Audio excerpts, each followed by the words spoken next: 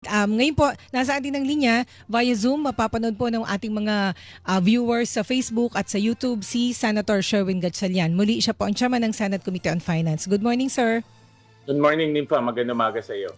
Yan, good morning po. Una, Senator, salamat po sa inyong pagpapaunlak. Una, Senator, ayun po, ang palitan ng piso kontra dolyar ay 60 pesos and 10 centavos. Yun yung nagsara nung Friday. Intraday, umabot pa nga ng 60 pesos and 40 centavos eh. Right. Opo, nung ginawa po ninyo yung national budget, na-anticipate ho ba na aabot sa ganito? O magkano ho ba? Kaya kung tinatanong, syempre, pwede magkaroon ito ng impact hindi ho ba? Doon sa paggastos ng gobyerno. Ayun po, Senator, na-anticipate ho ba ito at ano ho yung magiging impact nito sa pagbabudget ho ng gobyerno? Gobyerno muna and then mamaya sa publiko. Senator. Well, Nympha, maraming hindi na-anticipate. No? Kaya humihina ang ating peso dahil konektado to dito sa Iran conflict na ang forecast ng mga ekonomista ay malaki ang impact nito sa ating bansa at dahil malaki ang impact nito sa ating bansa, nakikita natin na humihina ang peso to a dollar.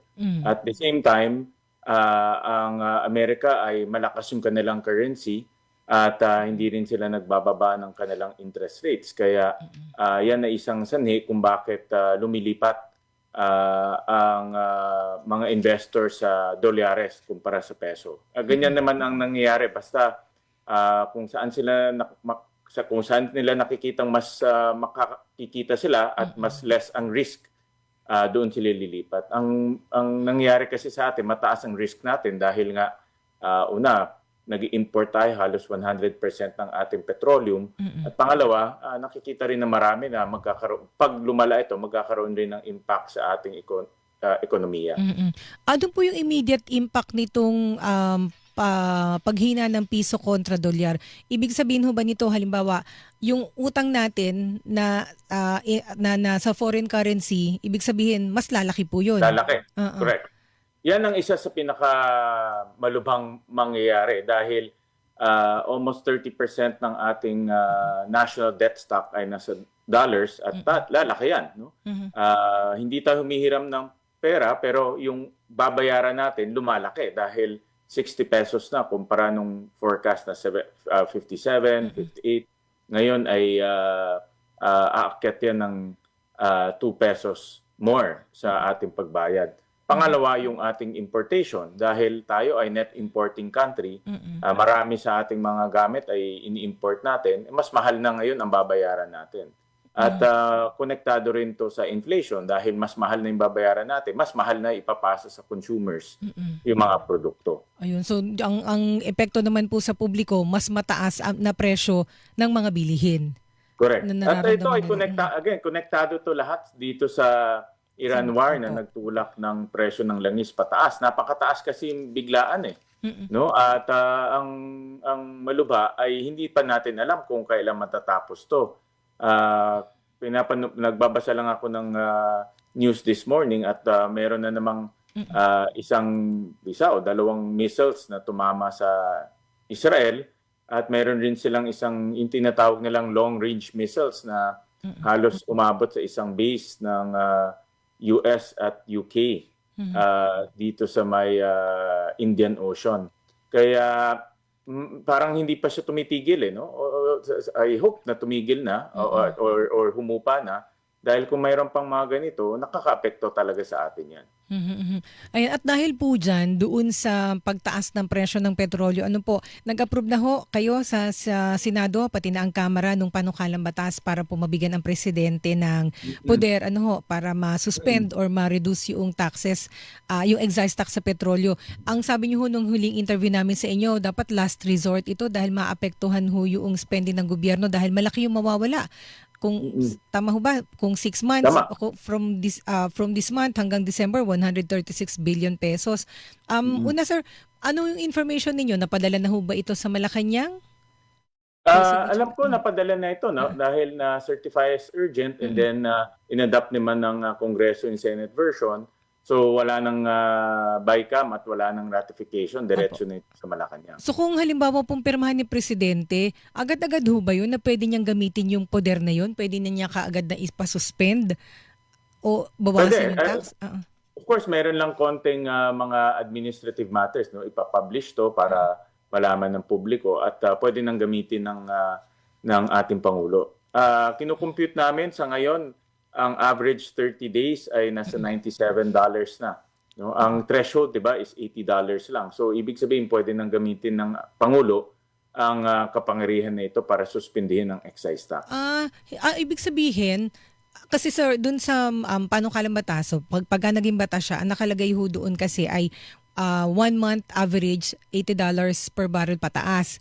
Correct. Opo, yung isang buwan na yun, ibig sabihin ho ba pag naging batas ito, maghihintay ulit ng isa pang buwan o yung binabanggit niyo hindi na kasi Di na. Yun ang trigger. retroactive na yun. Opo, trigger na. Kasi 30 days prior, ang lingwahe ng 30 days prior.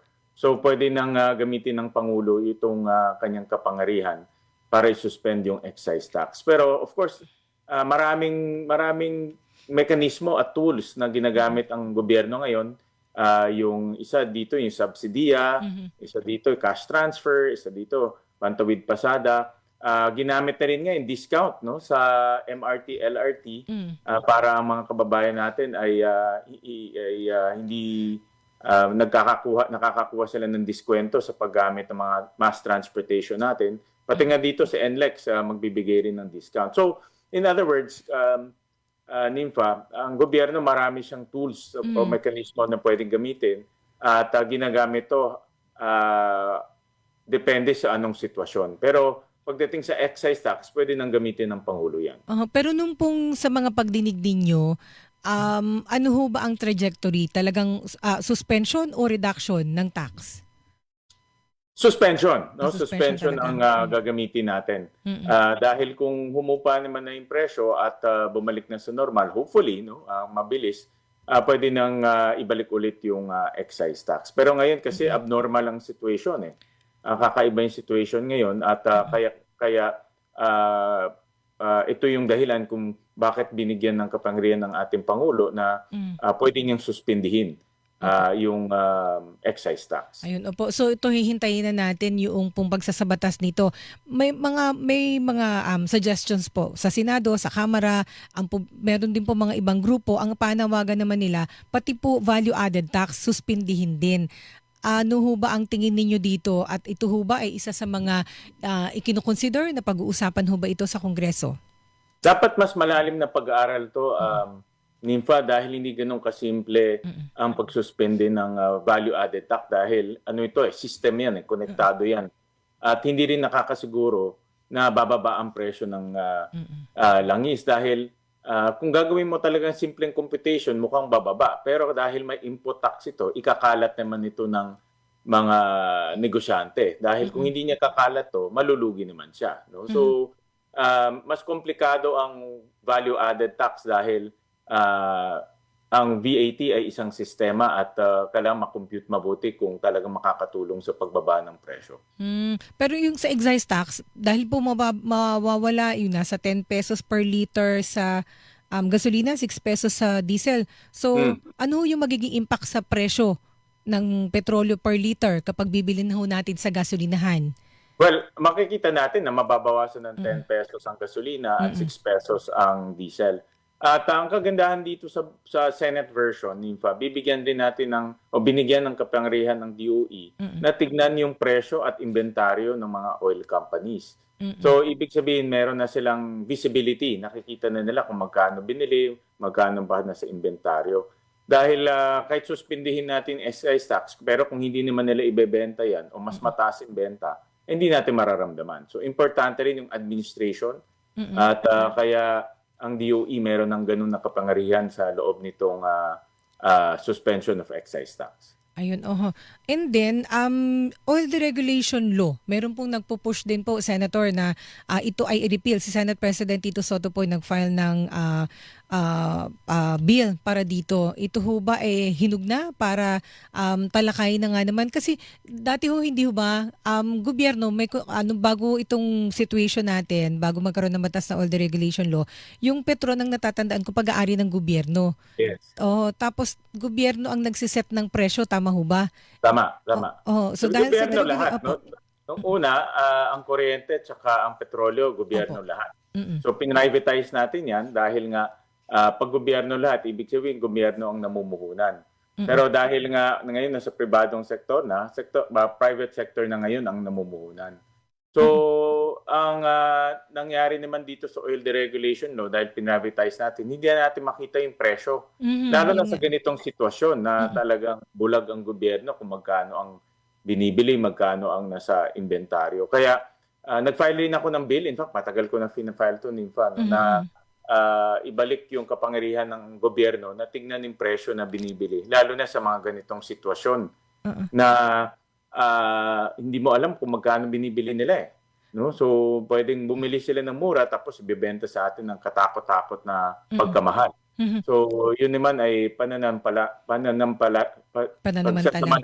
Mm-mm. pagsasamantala ng sitwasyon at kailangan meron tayong visibility Aha. ng presyo. Aha. Ay kaya lang po, Senator, ang binabanggit ninyo, magkaroon ng kakayanan ang gobyerno na suriin yung presyo, tama ho Yes, ba? tama, tama. Opo, bakit hindi na lang ho i-repeal nga at balik po sa gobyerno yung pong control? Kaya malaking pag-aaral yan, Nimfa, Mm-mm. dahil kung babalik natin yung control, tayo ulit ang mamumuhunan. Mhm. Ibig sabihin, gobyerno ang bibili ng inventaryo, gobyerno ang magbebenta, Mm-mm. at yan rin ay, yung oil trading at oil refinery, isang negosyo yan eh. Mhm. So, dapat pag-aralan natin mabuti kung kaya pa ng gobyerno magnegosyo dahil nga nung mga huling ginawa ng gobyerno yan, naging naging inefficient at nalulugi. Mm-mm. No? So kaya binigay na sa private company. So kailangan lang naman natin balansehin. Ako ang position ko diyan, ang pribadong sektor mas epesyente pagdating sa pagpapatakbo ng negosyo pero Mm-mm. sa mga ganitong sitwasyon na pwedeng samantalahin ng pribadong sektor yung sitwasyon, dapat ang gobyerno may ngipin. May mata at may ngipin siya para hindi samantalahin yung sitwasyon. Sa sitwasyon ho ba ngayon, Senator, wala hong kapangyarihan ang gobyerno, Department of Energy o Department of Justice para suriin kung reasonable ang pagpepresyo ho ng mga oil companies? Kasi ang napansin ho natin, hindi ho ba, na ito nangyari yung gera. A week after, mataas kaagad ang presyo, sirit kaagad. Ang 'di ba pagka ho nagtitindahan ka, dapat kung magkano yung binili mo, tawag dito, binili mo bago magkagera, dapat hindi pa muna gumalaw yung presyo. Or Tama. mm. Tama, yan ang natanggal na sa kapangyarihan ng gobyerno kasi nga sinasabi private yan, proprietary information sila. So hindi pwede tignan ng gobyerno yung presyo dahil kung tinignan ng gobyerno ng presyo, parang trade secret nila yan eh. No? So Pero ngayon wala akong poder ang walang gobyerno. ganon. Pwede nila makita yung inventaryo kung ano yung quantity kasi under the law dapat meron silang nag-i-imbak sila ng petrolyo ng 30 days. No? Mhm. So pwede tignan yung inventaryo pero hindi mo pwede tignan yung presyo. No? At yun ang naging sanhito ng maraming kaso eh. At kaya finally, sabi ko mag-file na lang tayo ng bill na ang tawag ko unbundling, no? I-unbundle yung presyo para malaman ng gobyerno kung magkano ang presyong binibili. Ayun. Kung unbundled, doon ho makikita ng gobyerno, doon makikita ng publiko kung paano yung pricing. Diba Para parang sa kuryente. Pag nakukuha natin electric bill, nakikita natin magkano sa generation, transmission, magkano sa distribution, magkano sa supply. Sa petrolyo, ganun din ang konsepto na gusto kong pairalin. Magkano ang logistics nila, magkano bili nila, magkano yung kita, pati kita, dapat tingnan natin. No? Kasi nga kung ganito, talagang pwedeng kumita na napakalaki. In fact, binabasa ko sa UK, meron silang tinatawag na windfall profit tax. Dahil sa laki ng kita, dapat ang gobyerno tinatax rin sila ng malaki. Pero sa ngayon, mahirap makita yan dahil wala nga tayong information kung magkano eh. Ayun, So hindi natin alam kung napapagsamantalahan na tayo ng oil companies? Hindi natin alam yan. Hindi natin alam. Ma-estimate lang natin pero hindi natin matitiyak.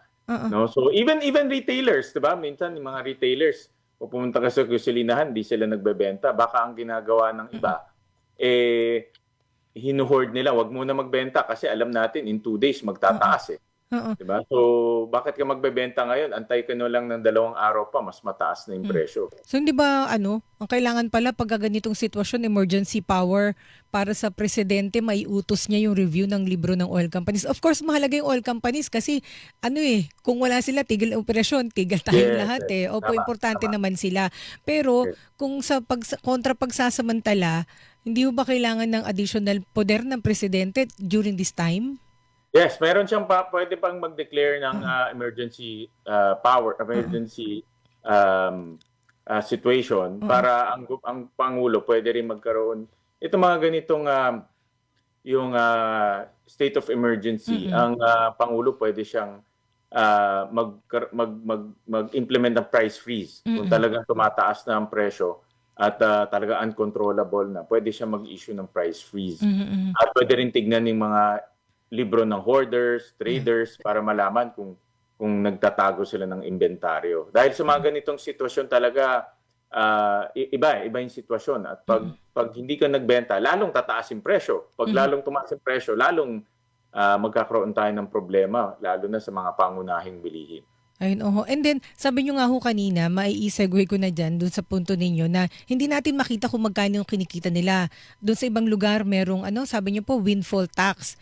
Ngayon po, Yes, sa ibang uh sa sa ibang, ibang lugar meron silang mag-implement sila ng sa London nabasa ko sa mm-mm, UK mag-implement sila ng windfall tax kasi nga yung mga traders do malaki ng kita biro mo uh sa binili mo ngayon let's say binili mo ng $60 per barrel next week $100 na di grabe yung laki kita mo nakita. $40 per barrel kaagad. Ang dito po ang suggestion ho ng ilang ekonomista, sina dating NEDA Secretary Winnie Monsod, si Professor Leyco, Manuel Leyco. Ang suggestion ho nila ay magpataw ngayon ng wealth tax. Yung pong kay Professor Monsod, ang suggestion niya dun sa 50 wealthiest billionaires, mga family billionaires, patawan sila at least 3% ng assets nila. Patawan daw po yung mga merong ang assets nila ay exceeding 3 billion pesos. Yun ang assets hindi po yung income, assets na. Mm. Ako ay in concept suportado ko yan in fact Mm-mm. matagal ko nang pinag-aaralan yan dahil nga ang pag titignan natin yung taxpayers, no? Yung top 10 taxpayers, yung mga Mm-mm. nagtatrabaho sa movie industry, nagtatrabaho sa pelikula, sila yung top 10 top taxpayers. Mm-mm. Pero yung mga bilyonaryo, hindi sila top 10 top Kaya nga taxpayers. oh. Dahil ngayon sa atin, ang ating konsepto dito ay income tax. Kung anong income mo, Mm-mm. yun ang babayaran mo. Pero hindi tinitignan yung assets.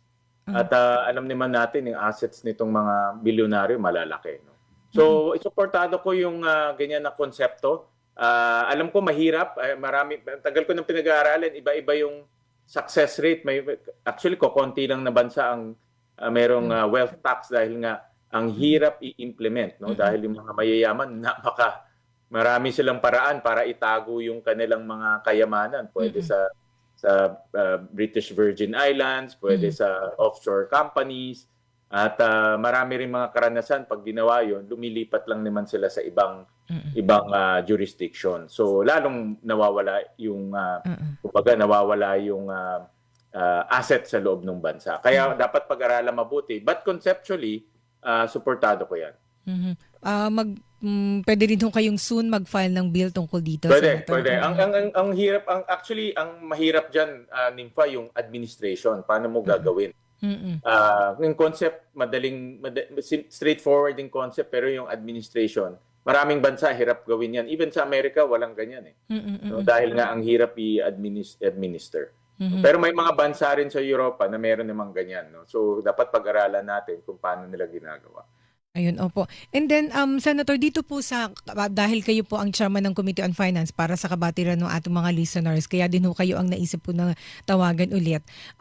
Dahil ngayon po, di ba, may mawawala pong kita ang gobyerno kapag ho sinuspende ang excise tax sa petrolyo habang labas ng ang gobyerno ng pera dahil magbibigay ho ng ayuda dun sa mga vulnerable sectors. Hmm. Um, Ano ho yung nakikita ninyo, Senator, na pwedeng pagkunan, pagbabawian nung mawawala yung magiging foregone revenue dahil sa suspension ng excise tax at tawag dito, ano yung pwede pang tipirin na expenses ng gobyerno? Well, Pwede. dahil may mawawalang kita sa gobyerno Mm-mm. o koleksyon ng gobyerno, dalawa lang ang pwedeng pagkunan yan. Una, Mm-mm. uutang tayo Utang ulit. ulit. Oh. Pero pag uutang tayo, lalaki yung ating deficit.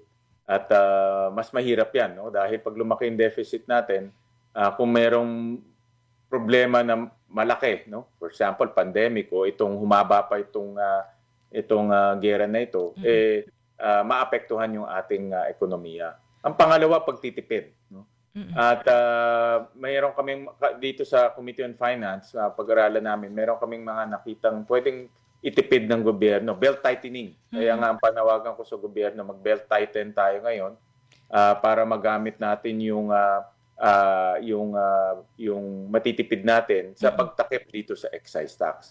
Bigyan kita konkretong halimbawa, yung travel, yung travel expense ng iba't ibang ahensya, magtipid muna. Yung training, mag-Zoom muna tayo kaysa mag-conference sa Cebu, o sa Davao, o sa Manila. Nakita rin namin yan. Of course, yung gasolina, malaki kasi ang gasolina eh. No? So yung mga agencies na pwede magtipid ng gasolina, magtipid muna. So kinumpute namin yan, more or less, nasa around 93 billion ang pwedeng itipid. No? Ng pamalaan sa belt tightening measures. Aha. May mga infrastructure projects ho ba na kailangang isuspend? Sana hindi, Nympha, dahil yan rin naman ang magtutulak sa ating ekonomiya. No, kung matatandaan natin, isang dahilan kaya bumagal yung ekonomiya natin, yung paglago ng ekonomiya noong 2025 dahil nga sa walang construction na nangyari. So umaasa sana tayo na this first quarter may construction na mangyari para bumilis yung takbo ng ekonomiya natin. So ako ang tingin ko dapat wag tayo magtipid sa infrastruktura. In fact, dapat damihan pa natin no? At bilisan yung pag-construct.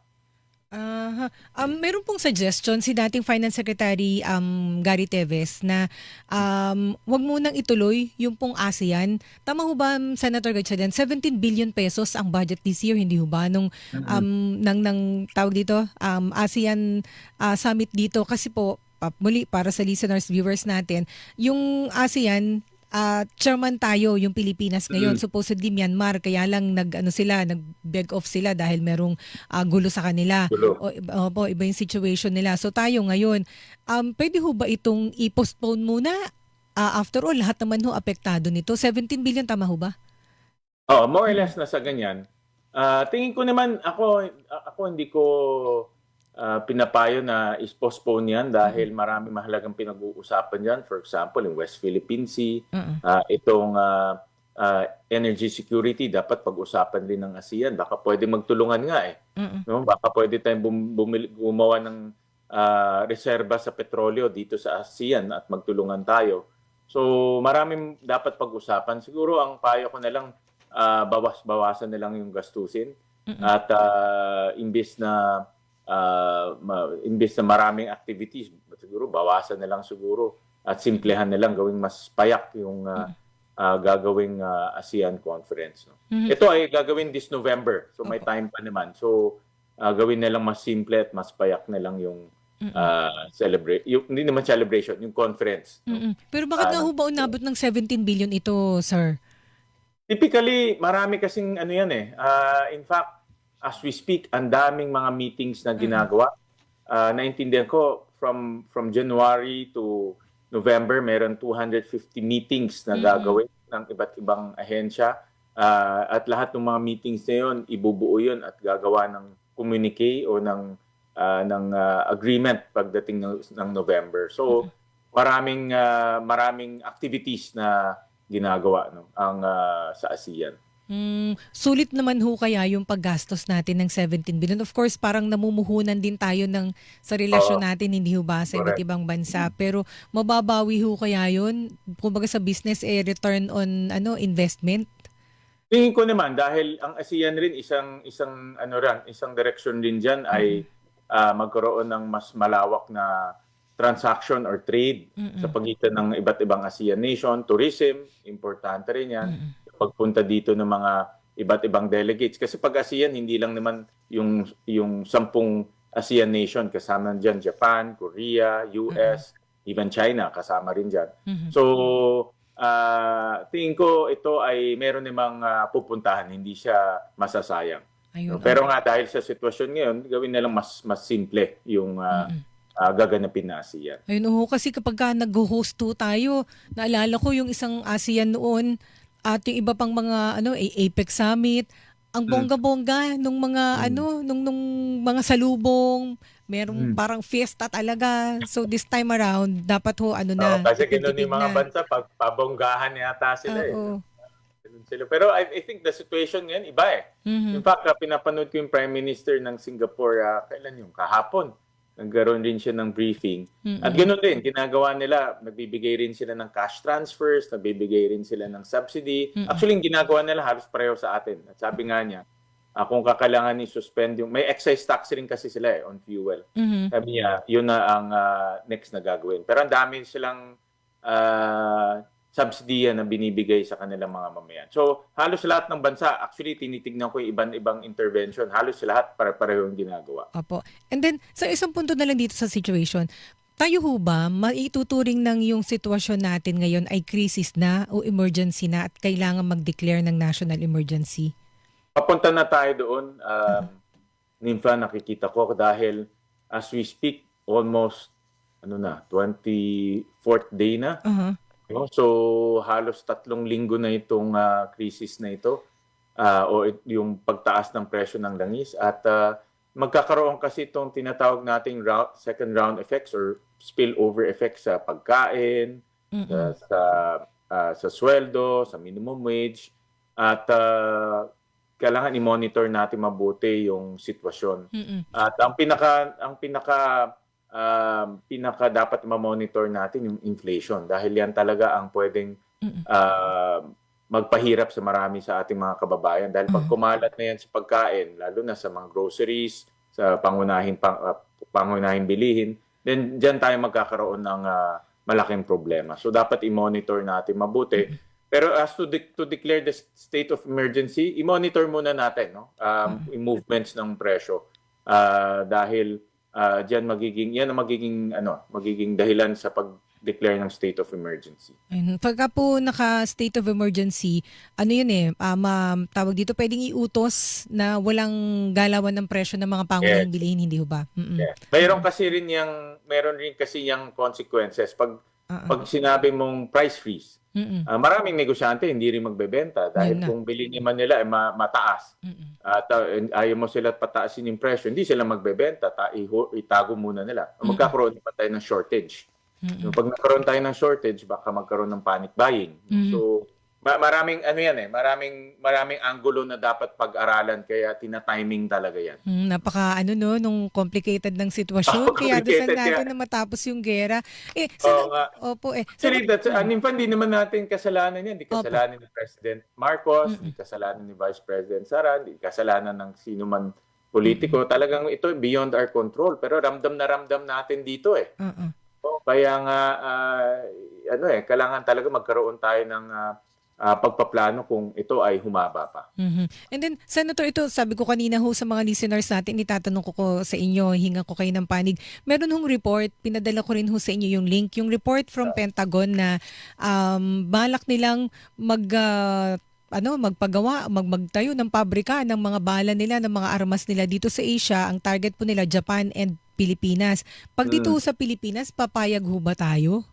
Well, meron tayong bagong batas, diba? Yung self-defense posture, self-reliance and self-defense posture law. Ibig sabihin, tayo gagawa ng sarili natin mga kagamitan para maging self-reliance tayo, hindi na tayo bibili. Kung itong mga kumpanya ng Amerika pupunta dito, mag-set up sila ng negosyo. May batas na yan, at pwede tayo magbigay ng incentives. Pupunta sila dito, magtatayo sila ng mga pabrika, gagawa ng bala, gagawa ng ibang mga kagamitan.